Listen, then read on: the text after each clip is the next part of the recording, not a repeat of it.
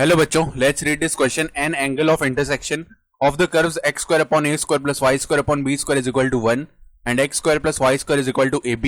a is greater than b is. तो यहाँ पे देखो, हमें इनका एक एंगल ऑफ इंटरसेक्शन बताना है. क्या होगा, स्टार्ट कर लेते हैं की कॉन्सेप्ट से. तो हम जानते हैं if the angle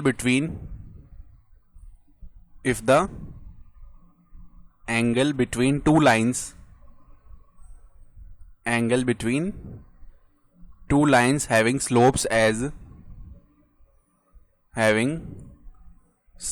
as m1 and m2 is theta, then जो tan थीटा का वैल्यू है वो क्या आता है, मॉड्यूलस ऑफ m1 माइनस में m2 अपॉन में 1 प्लस m1 m2. तो ये होता है फॉर्मूला. तो सबसे पहले देखो, जो हमारे पास कर्व 1 है, x square upon a square plus y square upon b square is equal to 1. तो ये तो किसका इक्वेशन है, एलिप्स का इक्वेशन है. उसके बाद में हमारे पास क्या है फर्दर, दूसरा कर्व है x square plus y square is equal to a b. तो हम क्या करते हैं, इनका पॉइंट ऑफ इंटरसेक्शन मान लेते हैं x1 comma y1. So let point of intersection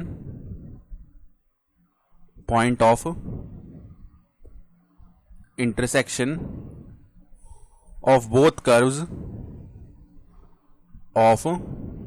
curves is x1 comma y1. तो अगर x1 कॉमा y1 हमें निकालना है, तो क्योंकि ये दोनों का पॉइंट ऑफ इंटरसेक्शन है तो दोनों कर्व्स पे लाई कर रहा होगा. ठीक है, तो हम सेटिस्फाई करवा देते हैं.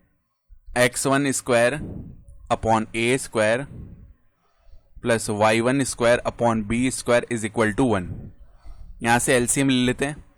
तो b square x1 square plus a square y1 square is equal to बन जाएगा a स्क्वायर b स्क्वायर. ठीक है, तो क्या करते हैं, इसको हम इक्वेशन 1 बोल लेते हैं.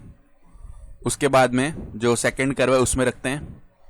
तो x1 square plus y1 square is equal to ab. इसको इक्वेशन 2 बोल लेते हैं. अब इक्वेशन 1 और 2 को सॉल्व करके x1 y1 का वैल्यू निकालना है.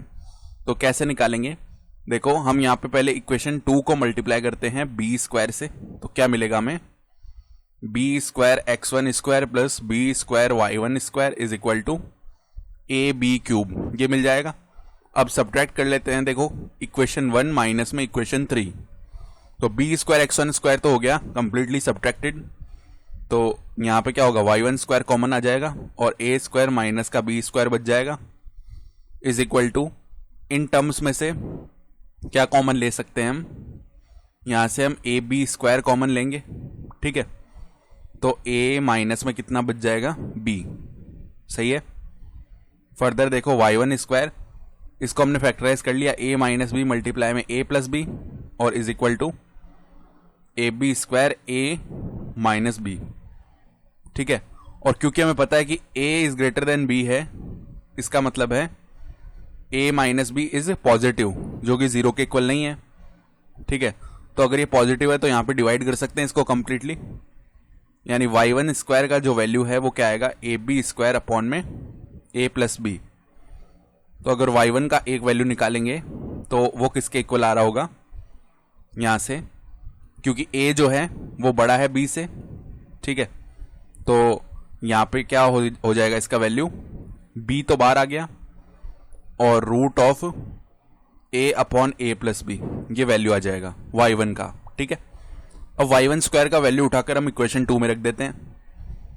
तो x1 स्क्वायर क्या आएगा, ए बी माइनस में y1 स्क्वायर का वैल्यू क्या था, a b square upon a plus b, a b square upon में ए प्लस बी. इसको सॉल्व कर लेते हैं. तो ए स्क्वायर बी प्लस में ए बी स्क्वायर माइनस में ए बी स्क्वायर अपॉन में ए प्लस बी.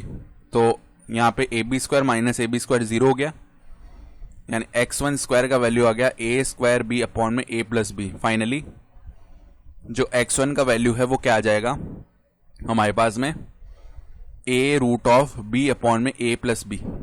ठीक है, ये वैल्यू आ जाएगा. तो अब हमें करना क्या है, एंगल ऑफ इंटरसेक्शन निकालना है.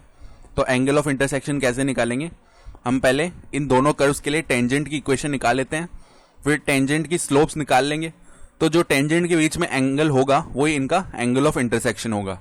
ठीक है, तो हम क्या बोल सकते हैं, अगर हमें टेंजेंट लिखनी है, हमें पता है पॉइंट दोनों पे, ठीक है, यानी दोनों पे लाई करने वाला एक एक पॉइंट पता है, तो टेंजेंट कैसे लिखते हैं, t इज इक्वल टू 0 करके लिखते हैं।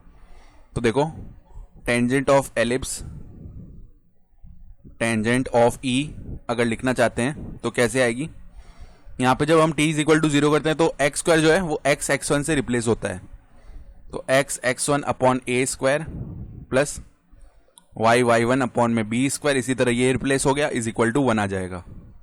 ठीक है, तो अगर हम इसकी स्लोप लिखना चाहते हैं m1, वो क्या होगी, minus of coefficient of x जो कि x1 अपॉन में a स्क्वायर है, अपॉन में कॉफिशिएंट ऑफ y।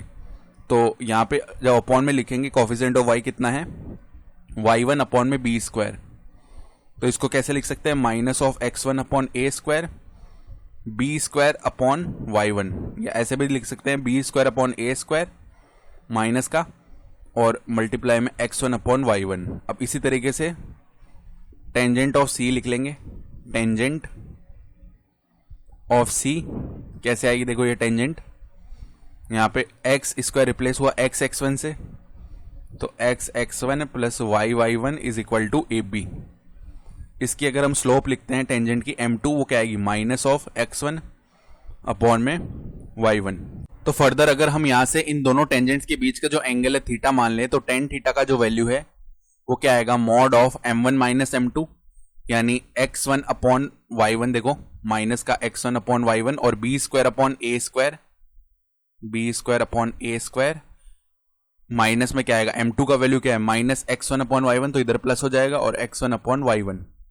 ठीक है, और होल अपॉन में क्या बनेगा, 1 प्लस m1 m2, तो m1 m2 को मल्टीप्लाई करेंगे तो पॉजिटिव आएगा क्योंकि दोनों में माइनस है ना, और b square upon a square multiply में आ जाएगा x1 स्क्वायर अपॉन में y1 स्क्वायर, ये वैल्यू बन गया।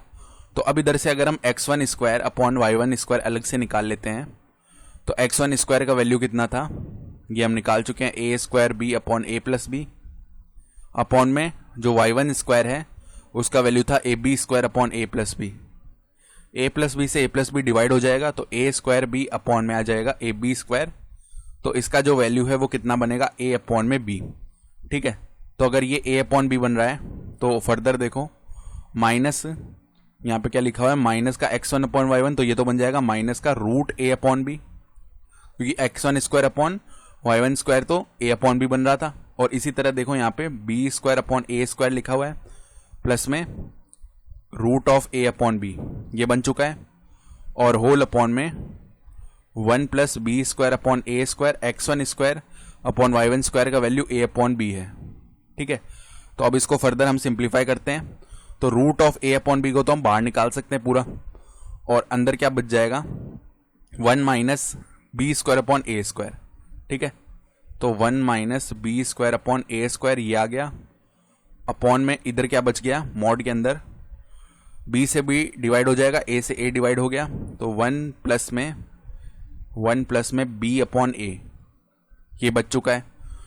तो अब देखो यहाँ पे 1 को हम स्क्वायर लिख लें, तो a square minus b square वाली आइडेंटिटी लग जाएगी, जो कि a प्लस बी मल्टीप्लाई में a माइनस बी होती है, तो टेन थीटा का वैल्यू कितना आ गया, देखो यहाँ पे root of a upon b, और इसको हम लिख सकते हैं mod 1 minus b upon a, 1 plus b upon a, और होल अपॉन में जो वैल्यू है वो आएगी मॉड 1 प्लस बी अपॉन ए।